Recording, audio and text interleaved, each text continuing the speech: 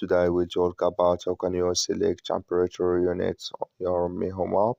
We're going to figure out the solution on how you can do that in your app.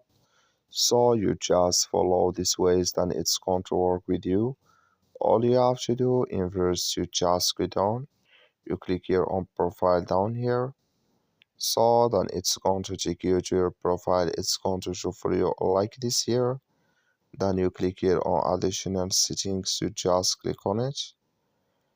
Then you come to next step here. It's going to show for you like this here.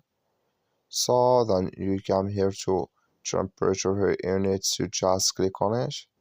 And here can you select if you want to add Celsius here or furniture here. Can you select?